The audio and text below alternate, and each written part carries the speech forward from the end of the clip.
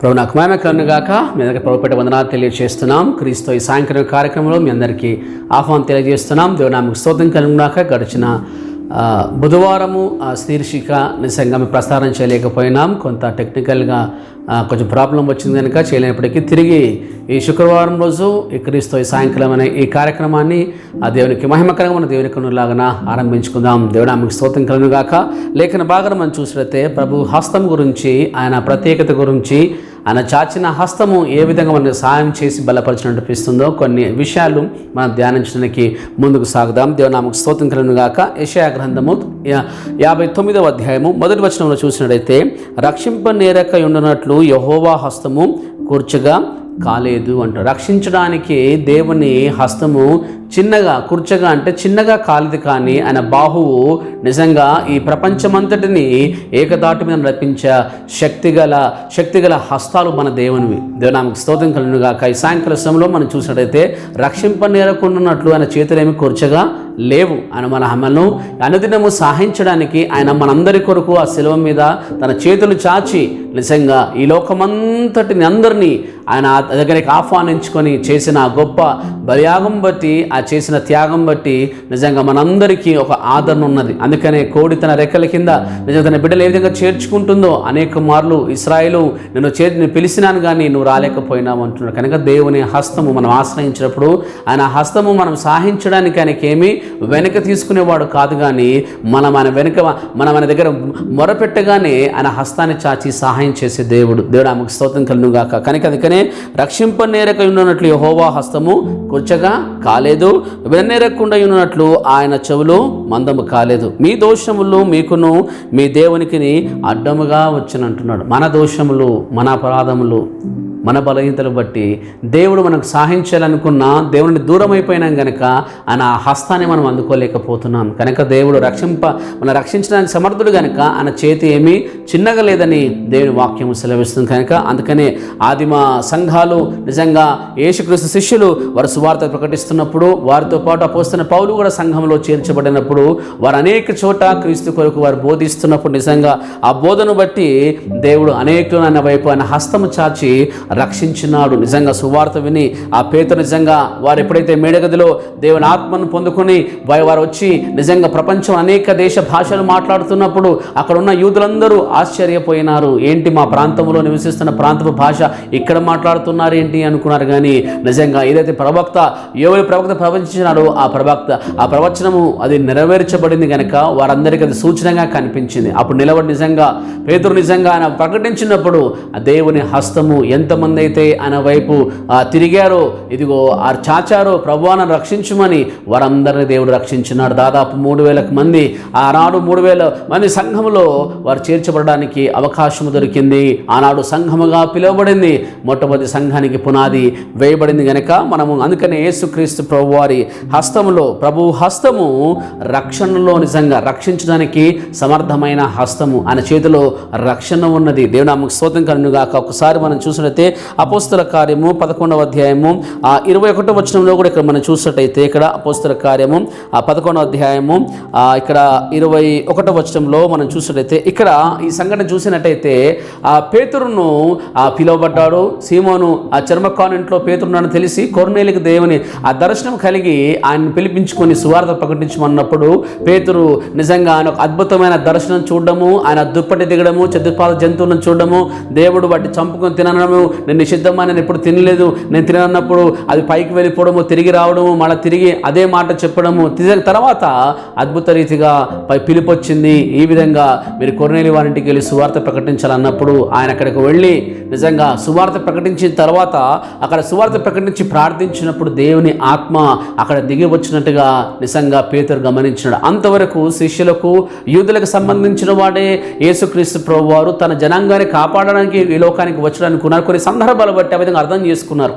కొన్ని సందర్భాలు బట్టి ఆయన ఇశ్రాయేల్ జనాంగానికి రక్షకుడిగా మెస్సేగా వారు ఏదైతే ప్రవచనం ఇంతమంది ప్రవక్తలు పలికారో ఆ ప్రవచనం నెరవేర్చబడింది కనుక వారి కోసం వచ్చాడు, అన్యుల కోసం కాదనుకున్నారు. కానీ ఎప్పుడైతే ఈ సంఘటన చూసిన తర్వాత పేతురు నిజంగా అవాక్కైపోయినాడు. అవాక్కై నిజంగా ఇక్కడ అదే 11వ అధ్యాయంలో ఒక్కసారి పైకి చూపించినట్లయితే ఇక్కడ 16 వచ్చిన అప్పుడు యోహాను నీళ్ళతో బాప్తిసం ఇచ్చిన కానీ మీరు పరిశుద్ధాత్మలో బాప్తిసం పొందుదరని ప్రభువు చెప్పిన మాట నేను జ్ఞాపకం చేసుకుంటే, కాబట్టి ప్రభు అయిన యేసుక్రీస్తునందు విశ్వాసం ఉంచిన మనకు అనుగ్రహించినట్లు దేవుడు వారికి కూడా సమాన వరము అనుగ్రహించి ఉండగా దేవుణ్ణి అడ్డగించుటకు నేను ఏ పాటి వాడని చెప్పాను. ఇంకా పై వచనం ఒకసారి మనం చూసినట్లయితే అక్కడ నేను మాట్లాడను ఆరంభించినప్పుడు పరిశుద్ధాత్మ మొదట మన మీదకి దిగిన ప్రకారము వారి మీదకి దిగెను. నిజంగా పరిశుద్ధాత్ముడు అక్కడ ఉన్న అన్యుల మీద కూడా దిగి వచ్చినప్పుడు అనుకున్నాడు, అప్పుడు పేతురు అర్థం చేసుకున్నాడు, నిజంగా దేవుడు మమ్మల్ని రక్షించడానికి వచ్చాడు, అందుకని ఆయన హస్తము చాచడేమో అనుకున్నాం. కానీ ఆయన లోకంలో ప్రతి ఒక్కరిని వెనక దేవుడు లోకాన్నే ప్రేమించినాడు. నిజంగా దేవుడు అందరినీ నశించిపోకుండా ఆయన వెతికి రక్షించడానికి మనిషి కుమారునిగా ఈ లోకానికి వచ్చినాడు కనుక దేవుని హస్తము రక్షించే హస్తం. నిజంగా ఆనాడు అలా జరుగుతున్న సమయంలో స్టెఫెను నిజంగా రాళ్లతో కొట్టబడి చంపబడ్డాడు. అప్పుడు క్లిష్ట పరిస్థితి ఉన్నది సంఘం. అయినప్పటికీ అక్కడ ఉన్న కొంతమంది వారు సువార్త ప్రకటించినారు. చూసినది ఇక్కడ 15వ వచనంలో స్టెఫెను విషయంలో కలిగిన శ్రమను బట్టి చెదిరిపోయిన వారు యూదులకు తప్ప మరి ఎవరికి వాక్యము బోధింపక. స్టెఫెను జరిగినప్పుడు యూదులకు తప్ప చెదిరిన యూదులకు వారు చెప్పారు కానీ వేరే వరకు చెప్పడానికి భయపడ్డారు. అయినప్పటికీ ఇక్కడ చూసినట్లయితే వాక్యం బోధింపక ఫినికే, కుప్రా, అంత్యోకియా ప్రదేశముల వరకు సంచరించిరి. ఆ కుప్రీయులు కొందరును కురేనీయులు కొందరును వారిలో ఉండిరి. వీరు అంత్యోకయకు వచ్చి గ్రీసు దేశపు వారితో మాట్లాడుచు ప్రభువైన యేసును గూర్చిన సువార్త ప్రకటించిరి. ప్రభు యేసుక్రీస్తు సువార్త అక్కడ వారు ప్రకటించారు ఈ ప్రాంతంలో. ఈ ప్రాంతం అయితే ప్రభువు హస్తము వారికి తోడై ఉండని గనక నమ్మిన వారు అనేకులు ప్రభువు తట్టు తిరిగిరి. ప్రభువు హస్తము వారికి తోడై ఉండని గనక దేవునామకు స్తోత్రం కలుగును గాక. ప్రభువు హస్తము వారికి సువార్తలో వారికి తోడై ఉండని గనక చూసినట్టయితే నమ్మిన వారు అనేకులు ప్రభువు తట్టు తిరిగారు. నమ్మిన వారు అనేకులు ఎవరైతే వాక్యం విని విశ్వసించినారో ఆ రక్షణ ప్రణాళికను అర్థం చేసుకోగలిగినారో, దేవుడు నిజంగా సర్వమానవాళి పట్ల ఏ ఆలోచన కలిగి ఉన్నారో, వారు ఇలాంటి స్థానంలో ఉండాలో, ఇలాంటి స్థితిలో వారు ఉండాలి, ఎలాంటి జీవితం వారు జీవించాలి, ఈ లోకయాత్ర ముగిస్తే వారు వెళ్ళవలసిన చోటు ఎక్కడిది అని ఆ చోటును స్పష్టంగా తెలియచేయడానికి వారు నిజంగా వారు ప్రకటించినప్పుడు, అలాంటి కష్ట సమయంలో కూడా వారు సువార్త ప్రకటిస్తున్నప్పుడు నిజంగా దేవుని హస్తము వారికి తోడైంది కనుక అనేకులు క్రీస్తు వైపు నిజంగా మరల్చబడి క్రీస్తు రక్షకునిగా అంగీకరించగలిగినాడు. దేవునామకు స్తోత్రం కలుగును గాక. కనుక క్రీస్తు హస్తము రక్షించే హస్తము. అందుకనే ఒక యెషయా గ్రంథంలోని మాట నిజంగా చదివినప్పుడు ఇందాక చదివాము కనుక రక్షింపనేరకున్నట్లు దేవుని చేతులు కూర్చోకాలన్నాడు. కనుక ఆయన చేతులు దాచుకోలేదు దేవుడు. ఆయన హస్తము ఏంటి? అందుకనే సాదృశ్యకరంగా పోల్చి చూడడానికి వాక్యం మనం చూసినట్టయితే ఆయన హస్తం ఇక్కడ చూసినట్లయితే ప్రభువు హస్తం వారికి తోడై ఉండను, దేవుని హస్తము వారికి తోడుగా ఉండని గనక నమ్మిన వారు అనేకులు ప్రభువు తట్టు తిరగబడ్డారు. అనేకులు ప్రభువు తట్టు తిరిగి రక్షణ పొందుకునే అవకాశం దొరికింది. దేవునామకు స్తోత్రం కలుగును గాక. కనుక ప్రభువు హస్తము రక్షించే హస్తము. ఎలాంటి పరిస్థితులు, ఎలాంటి స్థితిలో ఉన్నా దేవుని హస్తం మనతో ఉంటే నిజంగా మరణకరమైన లోయ నుండి ఆయన లాగగలడు దేవుడు. నిజంగా భయంకర రోగం నుండి, రుగ్మత నుండి తన హస్తాన్ని ఇచ్చి పైకి లేవనెత్తగలుగుతాడు. ఎలాంటి సమస్యలు ఉన్నా దేవుడు తన హస్తాన్ని చాచి నిలబెట్టి తన బిడ్డల పక్షాన ఉండి తోడుండి సహాయం చేసే హస్తము, రక్షించే హస్తము దేవుని హస్తం కనుక జ్ఞాపకం చేసుకోవాలి. రెండోదిగా మనం చూసినట్లయితే ఇక్కడ ఆ యోహాను సువార్తలో మనం గమనించినట్లయితే యోహాను సువార్త 17వ అధ్యాయము ఇక్కడ మొదటి వచనం మనం గమనించినట్టయితే 15వ అధ్యాయం మొదటి వచనము ఇక్కడ చూసినట్టయితే యేసు ఈ మాట చెప్పి ఆకాశం వైపు కన్నులెత్తి ఇట్లనెను అంటున్నారు. దేవుడు ఆకాశం వైపు ఆయన కన్నులెత్తి ఇక్కడ చూసినట్టుగా మనం చూస్తున్నాం. అంతేకాకుండా 11వ వచనంలో ఏమని చూసినట్లయితే నేనికను లోకములో ఉండను గాని వీరి లోకములో ఉన్నారు, నేను నీ యొద్దకు వచ్చుచున్నాను. పరిశుద్ధుడైన తండ్రి, మనము ఏకమై ఉన్నలాగున వారును ఏకమై ఉండునట్లు నీవు నాకు అనుగ్రహించిన నీ నామమందు వారిని కాపాడుము.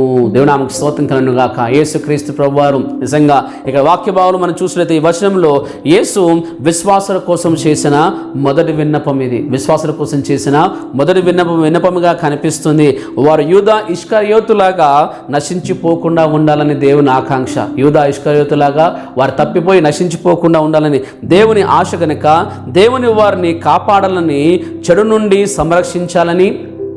సంరక్షించాలని ఆయనను వేడుకుంటున్నాడు. తండ్రి దేవుణ్ణి వేడుకుంటున్నాడు. కారణం ఏంటంటే దేవుడు వారిని లోకము నుంచి ఎన్నుకున్నాడు. దేవుడు వీరందరినీ, లోకంలో ఉన్న వారందరినీ దేవుడు ఎన్నుకున్నాడు. తన ప్రజలుగా ఎవరైతే తన హస్తాన్ని అందుకొని ముందుకొచ్చారో వారందరిని దేవుడు ఎన్నుకున్నాడు. వారు లోకానికి చెందినవారు. ఆయన ఎన్నుకున్నారు, లోకంలో వారు ఎన్నుకున్నారు, కానీ వారు లోకానికి చెందినవారు కారు. దేవునికి సంబంధులు, దేవుని హస్తాన్ని పట్టుకొని వారు నడిచేవారు కనుక దేవుని హస్తము నడిచినప్పుడు దేవుడు వారిని కాపాడాలి కనుక ఆయన కాచే హస్తం కనుక వారిని లోకం చెందిన వారు కారు, కానీ వారు ఇంకా లోకంలోనే ఉన్నారు. యేసుక్రీస్తు ప్రభు వారు ఆహ్వానం దత్తంగా అంటే వారు ఎవరైతే ఉన్నారో వారు లోకంలో ఉంటారు కనుక ఆ లోకంలో ఉన్నప్పుడు వారు నిజంగా తప్పిపోయే స్థితిలోకి వెళ్ళిపోద్దు కనుక, వారు భయంకర పరిస్థితికి వెళ్ళిపోద్దు కనుక దేవుడు మధ్యలో ఇంకా లోకంలో ఉన్నారు కనుక లోకం వారిని ఇంకా ద్వేషిస్తూ ఉంది. ఆనాడు క్రీస్తుని ద్వేషించింది, ఈనాడు క్రైస్తవులను ప్రపంచంలో నిజంగా అనేక చోట్ల ద్వేషింపబడుతున్నారు. అలా ద్వేషింపబడి వారి మీద నిజంగా చూసినట్లయితే ద్వేషింపబడి ఆ లోకం నిండా విషమ పరీక్షలు వారు ఎదుర్కొంటున్నారు. అనేక మందిని చూసిన అనేక చోట్ల క్రైస్తవం బట్టి అనేక విషమ పరిస్థితుల్లో వారు భయంకర పరిస్థితుల్లో ఉన్నారు. దుష్ప్రేరేపణ కలిగి ఉన్నారు. తర్వాత మోసపుచ్చే ఆత్మలు, అపాయాలు ఉన్నాయి లోకంలో. సత్యానికి, నమ్మకానికి, దేవుణ్ణి ప్రేమించడానికి, విశ్వాసికి అమూల్యమైన వీటన్నిటికీ విరోధముగా ఉన్నాయి ఈ పరిస్థితులు ఈరోజు. ఆనాడు అలాంటి పరిస్థితులే ఉన్నాయి, ఈనాడు కూడా ఉన్నాయి. కాబట్టి దేవుడు కాపాడమని తండ్రిని కోరుతున్నాడు. దేవుని హస్తము మనల్ని కాపాడే హస్తము. ఈ లోకంలో అనేకమైన భయంకర పరిస్థితులు ఉన్నాయి, విషమ పరిస్థితులు వస్తున్నాయి, పరీక్షలు ఉన్నాయి, అనేక పరిస్థితుల్లో కొన్ని మనకు అనుకూలం కాకుండా ప్రతికూల పరిస్థితులు మనం ఎదుర్కొంటున్నాం ఈ లోకంలో. ఎందుకంటే లోకము మనల్ని ద్వేషిస్తూ ఉన్నది. అందుకని క్రైస్తవ్యాన్ని అనేక మందిని రోజు చూసినట్టయితే ఇది ఒక భయంకరమైన కార్యం జరిగిస్తున్నారు, మత మార్పిడి చేస్తున్నారు కనుక వీరిని అరికట్టాలని చెప్పని దుష్ప్రచారం చేస్తూ నేడు ఈ బైబిల్ని నిజంగా భయంకర రీతిలో వారు దీన్ని గలిబిలి చేయడం ప్రయత్నం చేస్తున్నారు. కానీ దేవుడు ఆయన హస్తము కాపాడే హస్తం. ఈ లోకంలో దుష్ప్రేరేపణలు ఉన్నాయి, మోసపుచ్చే ఆత్మలు ఉన్నాయి, అపాయాలు ఉన్నాయి. లోకంలో సత్యాన్ని, తర్వాత ఆ నమ్మకానికి దేవుణ్ణి ప్రేమించడానికి, విశ్వాసికి అమూల్యమైన వాటన్నిటికీ విరోధముగా ఈ లోకంలో అమూల్యమైన వాటన్నిటిని మనం పొందుకోకుండా విరోధముగా లేచేవి చాలా ఉన్నాయి. కానీ దేవుడు ఇక్కడ తన కాపుదల అవసరమైంది కనుక దేవుని హస్తం మనల్ని కాచే హస్తం, దేవుని హస్తం మనల్ని కాస్తున్నది. అలా తండ్రి దగ్గర అదే విజ్ఞాపన చేస్తున్నాడు. ఏమని ఇక్కడ చూసినట్టయితే ఇక్కడ నేను ఇక్కడ లోకములో ఉండగానే వీరు లోకములో ఉన్నారు, నేను నీ యొద్దకు వచ్చుచున్నాను. తర్వాత పరిశుద్ధుడైన తండ్రి మనము ఏకమై ఉన్నలాగున వారును ఏకమై ఉండునట్లు, మనం ఏ విధంగా ఏకమై ఉన్నామో వారు కూడా మనతో ఏకమై ఉండునట్లు నీవు నాకు అనుగ్రహించిన నీ నామమందు వారిని కాపాడుము అంటున్నాడు. అయ్యా వారిని కాపాడాలి మనం. వారు సంరక్షించే బాధ్యత మనది కనుక ఆయన అర్థిస్తూ ప్రార్థిస్తున్నాడు. కనుక దేవుని హస్తము మనల్ని కాపాడే హస్తము, రక్షించే హస్తము, మనల్ని కాపాడే హస్తం. ఈ లోకంలో అనేకమైన పరిస్థితులు, ఇలాంటి పరిస్థితులు గుండా వెళుతున్నాము. అలాంటి పరిస్థితుల నుంచి దేవుడు కాచి కాపాడడానికి దేవుడే సమర్థుడు. ఆయన హస్తమే మనల్ని కాచి కాపాడుతుంది. దేవుని నామముకు స్తోత్రం కలుగును గాక. మూడోది మనం చూసినట్లయితే యోహాను సువార్త ఇక్కడ 10వ అధ్యాయంలో కూడా మనం చూసినట్టయితే ఇక్కడ ఆ యోహాను సువార్త 10వ అధ్యాయము 27-28 వచనం ఒకసారి మనం చూసినట్టయితే ఇక్కడ యోహాను సువార్త 10వ అధ్యాయం 27-28 వచనంలో ఇక్కడ ఏమనుందంటే, నా గొర్రెలు నా స్వరము వినును, నేను వాటిని నెరుగుదును, అవి నన్ను వెంబడించును, నేను వాటికి నిత్య జీవము నిచ్చుచున్నాను గనక అవి ఎన్నటికీ నశింపవు, ఎవడును వాటిని నా చేతిలో నుండి అపహరింపడు. భద్రత. నా గొర్రెలు నా స్వరం వింటాయి, నా దగ్గరికి వస్తాయి కనుక నేను వాటిని భద్రపరుస్తానంటున్నాడు దేవుడు. తన హస్తము భద్రపరిచే హస్తము. అందుకని ఇక్కడ నా గొర్రెలు నా స్వరము వింటాయి, నా బిడ్డలు నా స్వరము వింటారు. తర్వాత నేను వాటిని ఎరుగుదును. దేవుడికి తెలుసు ఎవరైనా బిడ్డలు ఎవరైనా బిడ్డలు కారో, ఎవరైనా బిడ్డలుగా జీవిస్తున్నారో, ఇలాంటి స్థితిలో ఉన్నారో దేవునికి సమస్తము తెలుసు కనుక నేను వాటిని ఎరుగుదును అంటున్నాడు కనుక నేను వాటిని ఎవరైతే వారన్నో నాకు వారందరూ తెలుసు. అవి నన్ను వెంబడిస్తాయి, నా మాటలు విని నా వెంట నన్ను వెంబడిస్తూ ఉంటాయి కనుక నా వెంట ఉంటాయి. కానీ దేవుడు సెలవిస్తాడు కనుక అవి నా మాట విన దగ్గరికి వచ్చి నేను చెప్పిన మాట ప్రకారం జీవిస్తారు కనుక, నేను చెప్పిన ఆ బోధన వారు వింటారు కనుక, నేను చూపించిన మార్గం నడుస్తారు కనుక అవి నన్ను వెంబడిస్తాయి. కాబట్టి నేను వాటికి నిత్య జీవం ఇస్తున్నాను. దేవుడు అలా వెంబడిస్తున్న వారందరికీ నిత్య జీవం ఇస్తున్నాడు. దేవుడు నామకు స్తోత్రం కలుగును గాక. నిత్య జీవం ఇస్తున్నాను గనక అవెన్నటికీ నశించిపోవు, అవెప్పటికి కూడా నశించిపోయే అవకాశము లేదు. ఎవడును వాటిని నా చేతిలో నుండి అపహరింపలేడు. ఎవరు కూడా నా చేతిలో నుండి ఎవరు కూడా లాక్కోలేరు, దొంగలించలేరు అని వాక్యం సెలవిస్తుంది. ఆయన భద్రపరుస్తాడు అవద.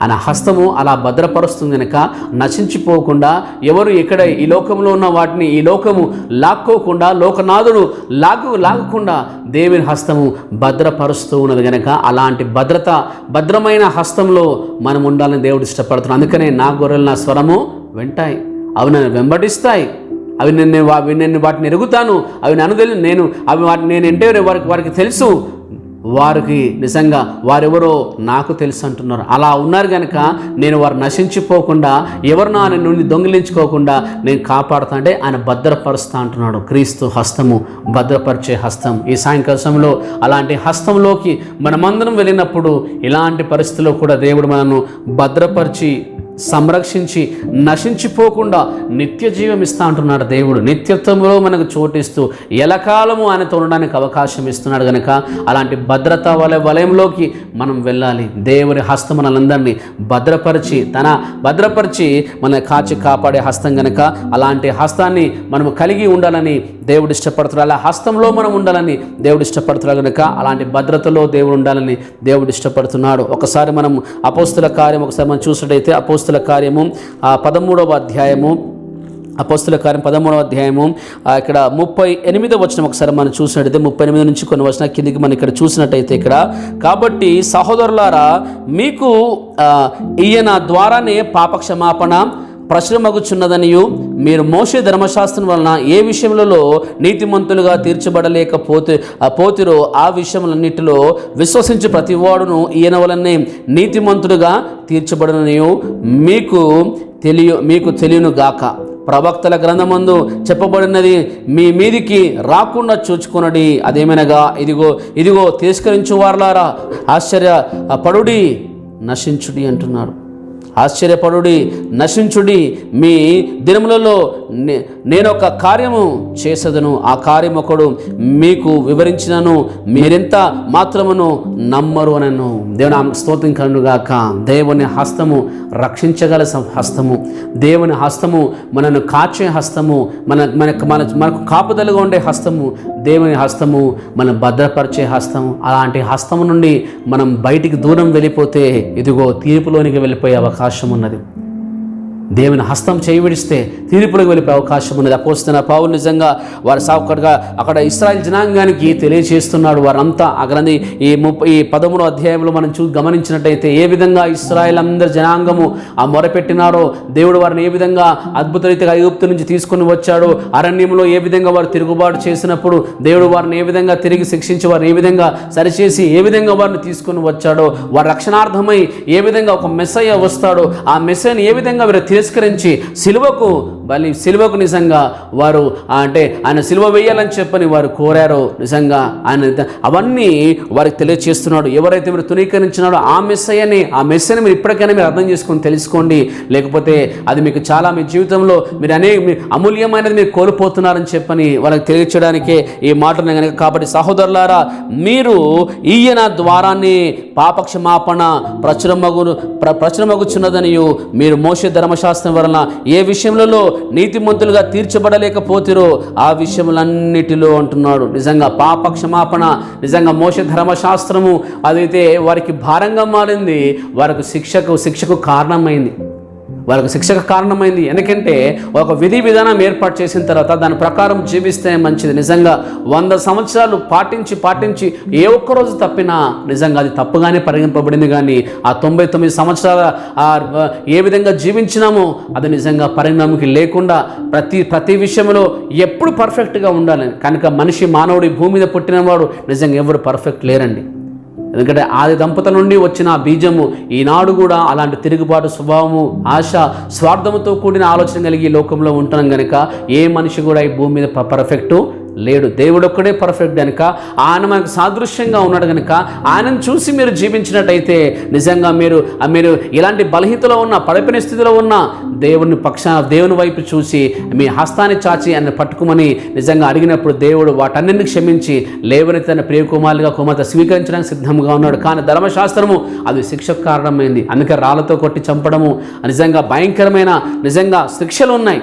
అందుకని ఇక్కడ చూసినట్లయితే ఆ పాప క్షమాపణ ప్రచురమగుచున్నదనియు మీరు మోషే ధర్మశాస్త్రం వల్ల ఏ విషయంలో నీతిమంతులుగా తీర్చబడలేకపోతిరో ఆ విషయం అన్నిట్లో ఏ విషయాలు మీరు నిజంగా నీతిమంతులుగా తీర్చబడలేకపోయినారో మీ పాపానికి క్షమాపణ దొరకలేకపోయిందో అన్ని విషయంలో నిజంగా అటన్నిటి నుండి ఎప్పుడైతే మీరు విశ్వసించి ప్రతి వాడును ఈయన వలనే నీతిమంతులుగా తీర్చబడను. మనం యేసుక్రీస్తుని విశ్వసించడం ద్వారా నిజంగా అప్పుడు ప్రతి ఏదైతే మన నేరారోపణ మన మీద చేయబడిందో ఆ నేరం తప్పించబడానికి అవకాశం దొరికింది, ఒక ఛాన్స్ దొరికింది మనకు.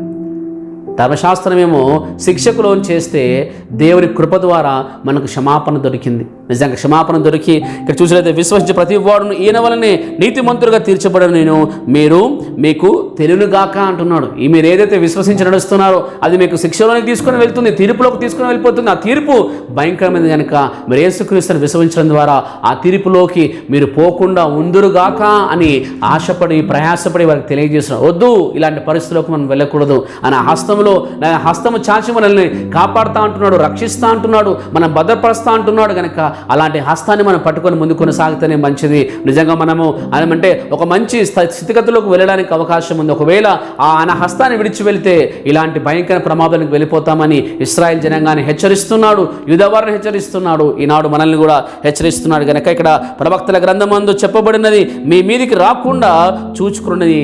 ప్రవక్తల గ్రంథం ఏదైతే శిక్ష ఏది చేస్తే ఏ శిక్ష వాళ్ళకి విధించాలనో అలాంటి శిక్ష మీ మీదకి రాకుండా చూసుకోండి అంటున్నాడు. కనుక చూసినట్లయితే రాకుండా చూసుకోండి. అదేమనగా ఇదిగో తిరస్కరించు వారలారా ఆశ్చర్యపడుడి, నశించుడి అని తిరస్కరిస్తే ఎవరు తిరస్కరిస్తున్నారో ఈ మాటలు మీరు ఆశ్చర్యపోండి.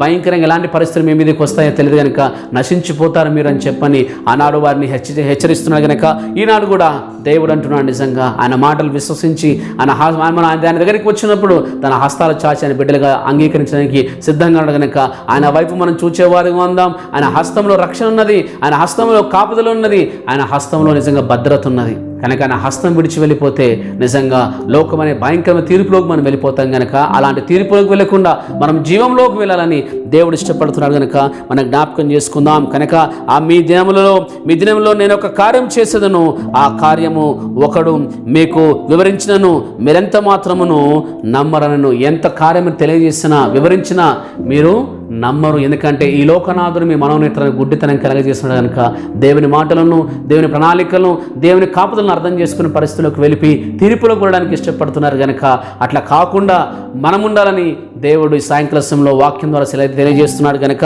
ఇక్కడ మనం ఒక్కసారి చూసితే ఆ కార్యం ఒకడును మీకు వివరించినను మీరు ఎంత మాత్రము నమ్మరు అని అన్నాడు. ఆ కార్యం తెలియజేసినా మీరు నమ్మరు అని వాళ్ళని అంటున్నాడు. కానీ దేవుడు ఈ సాయంకాల సమయంలో అలా నమ్మకుండా మనం నమ్మే స్థితిలో ఉండాలని దేవుడు ఇష్టపడుతున్నాం. కనుక ఆయన వైపు మనం చూస్తాం. ప్రభు హస్తాన్ని మనం పట్టుకొని ముందు కొనసాగుదాం. రక్షింపనేరకున్నట్లు ఆయన హస్తం ఎప్పుడు కూడా కురుచగా కాలేదు. కనుక ఆయన రక్షణ సమర్థుడు, కాచే సమర్థుడు, మనల్ని కాచేవాడు, మనం భద్రపరిచేవాడు, తీర్పులోనికి వెళ్లకుండా జీవంలోకి తీసుకువెళ్ళవాడు. కనుక అలాంటి జీవం వైపు మనం ముందుకు సాగుదాం. దేవుడు మనల్ని భద్రపరిచిన మహిమాలను నడిపించునుగాక. ఆమేన్. చిన్న ప్రార్థన చేసుకుందాం. ప్రేమ నమ్మకం గల దేవా, మా యేసురాజా మీకు స్తోత్రం చెల్లిస్తున్నాం ప్రభా. ఈ సాయంకాల సమయ దేవ తండ్రి, అవును ప్రభా, మీ హస్తము అయితే మమ్మల్ని రక్షించ తండ్రి, సమర్థత కలిగిన హస్తము తండ్రి. మీ హస్తము మమ్మల్ని తండ్రి మమ్మల్ని కాస్తుంది దేవా తండ్రి. స్తోత్రం చేయబడుతుంది దేవ తండ్రి, మమ్మల్ని కాపు కాస్తుంది దేవ తండ్రి, మీ హస్తము మనం భద్రపరుస్తుంది తండ్రి. ఒకరు మీ హస్తం విడిస్తే అయ్యా మేము భయంకర తీర్పులకు వెళ్ళే అవకాశం ఉంది కనుక అలాంటి విషయంలోకి మేము జారిపోకుండా ఆయన కృపలో భద్రపరిచి నీ హస్తాన్ని పట్టుకొని ముందు కొనసాగడానికి మీ కృపా కనికరము చూపించండి. మా ఆలోచన, మా జ్ఞానము, మా బలము సరిపోదు తండ్రి. అయ్యా నీ మాటలు దేవ తండ్రి అయ్యా అర్థం చేసుకోవడానికి కాని తండ్రి, నువ్వు మమ్మల్ని సరళముగా అయ్యా నీ బాధ తండ్రి చక్కటి మాటలు చేత మాకు దేవ తండ్రి అనేక సార్లు హెచ్చరిస్తున్నావు, బలపరుస్తున్నావు, సరిచేస్తున్నావు, నీ బిడ్డలుగా జీవించడానికి అవకాశం ఇస్తున్నావు కనుక తండ్రి ఈ అవకాశాన్ని మేము సద్వినియోగపరచుకొని నీ హస్తంలో హస్తం వేసి దేవ తండ్రి ఈ లోకంలో ముందు కొనసాగడానికి అవకాశం ఇవ్వండి. హస్తం విడిచి మేము పరిగెడితే పడిపోయి స్థితిలో వెళ్ళిపోతాం కనుక తండ్రి, అలా పడిపోయి తండ్రి నీకు అందంత దూరంలోకి వెళ్ళిపోయి పరిస్థితిలోకి వెళ్ళిపోతాం కనుక తండ్రి ఆ విధంగా పోకుండా అయ్యా నీతో నడిచే భాగ్యం మాకు దయచేసి నడిపించండి. పాసను విజ్ఞాపన చేస్తున్నాం, వీక్షిస్తున్న వారందరికీ జ్ఞాపకం చేసుకోండి, దీవించండి, ఆశ్రయించండి, భద్రపరచండి. ఈ మహమ్మారి నుంచి విడుదల పొందుకోవడానికి త్వరగా దేవ తండ్రి స్తోత్రం కావాల్సిన దేవ తండ్రి అయ్యా వ్యాక్సిన్ దేవ తండ్రి మనకు త్వరగా వచ్చేలాగా తండ్రి మీరు దేవ తండ్రి మీరు బలపరిచి అతను అనేకులకు దేవ తండ్రి ఈ భయం నుండి దేవ ఆందోళన నుంచి దేవ తండ్రి అయ్యా తను విముక్తులు అవ్వడానికి తండ్రి మీ కృప చూపు నడిపించమంటున్నాం దేవా. సంఘాలు సేవకులను పరిచయం జ్ఞాపకం చేసుకొని దీవించాల్సి బలపరచండి.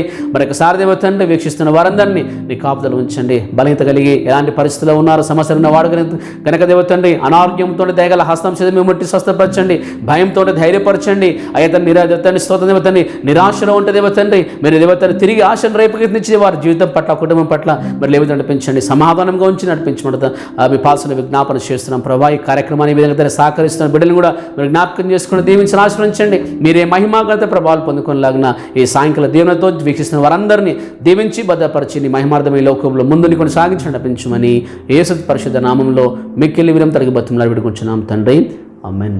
తండ్రి యొక్కయు కుమారుని యొక్కయు పరిశుద్ధాత్మ సహవాసం వీక్షిస్తున్న వారందరిపైను, సంఘములపైన, యావత్ సమాజం పైన ఇప్పుడును లేకపోతే సదాకాలం తోడు నీడే ఉండను గాక, ఆమేన్.